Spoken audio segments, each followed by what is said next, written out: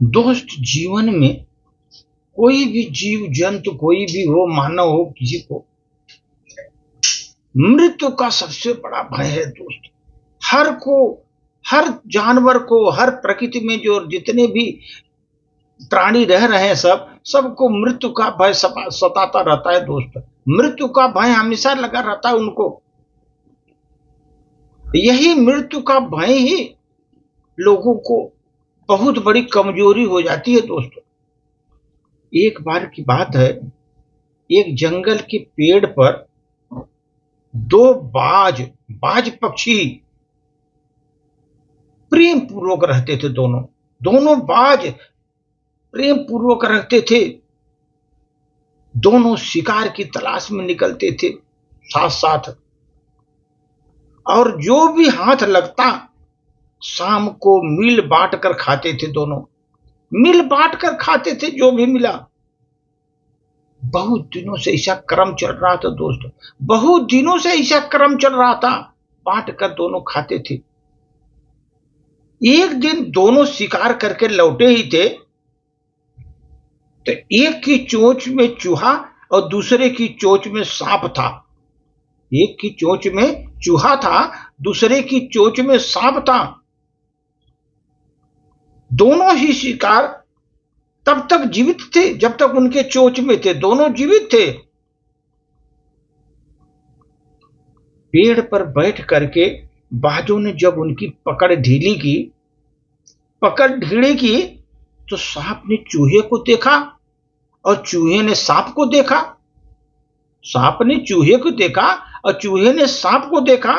सांप चूहे का स्वादिष्ट भोजन पाने के लिए जीभ लपलपाने लगा। सांप जैसे चूहा देखा, उसकी जीभ लपलपाने लगी और वो भूल गया कि वो मृत्यु के मुंह में बैठा हो खड़ा हुआ है। वो भूल गया, वो चूहा देखकर उसके मुंह में पानी आ गया। दोस्त, उस समय वो सांप उसको देखा और स्वादिष्ट भोजन देख करके वो उसका दिमाग खराब हो गया और वो भूल गया कि वो मृत्यु के मुंह में है, वहां बाज के पकड़ में है वो। देखो दोस्त, कैसी विडंबना होती है जीवन में। भूख उस सर्प को ये पता नहीं कि वो चूहे की भांति किसी बाज रूपी काल के मुंह में पहले से बैठा हुआ है। उसको मालूम नहीं बाज रूपी काल के रूप में मुंह में बैठा हुआ है वो सर्प, लेकिन फिर भी वो चूहे की भांति वो भी बाज के मुंह में बैठा हुआ, काल के मुंह में। चूहा सांप को प्रयत्नों को देख करके, चूहा जो है सांप को प्रयत्नों को देख करके अपने शिकारी बाज के पंजों में छिपने का उपक्रम करने लगा। सांप वो भी पकड़ा था, बाज ने भी। वो क्या किया, चूहा इधर उधर छटपटा करके सोचा कि इस शिकारी के बाज के पंखों में मैं छिप जाऊं।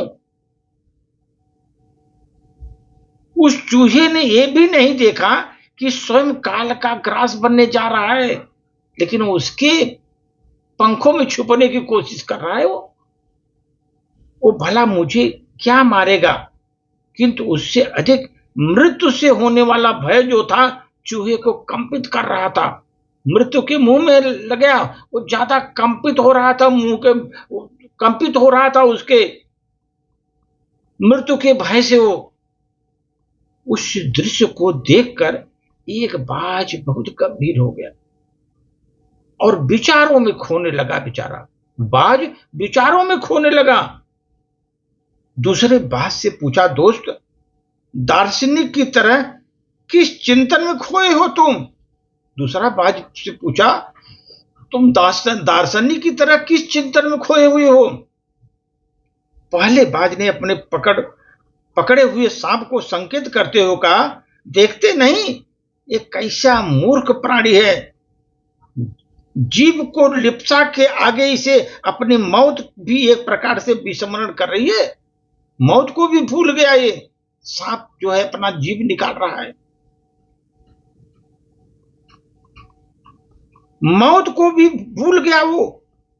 दूसरे बाज ने अपनी चोंच में फंसे चूहे का आलोचना करते हुए कहा, इस नाज समझ को देखो, इसे प्रत्यक्ष मौत से भी डरावना लगता है, इसे भय से प्रत्यक्ष मौत से भी डरावना लगता है।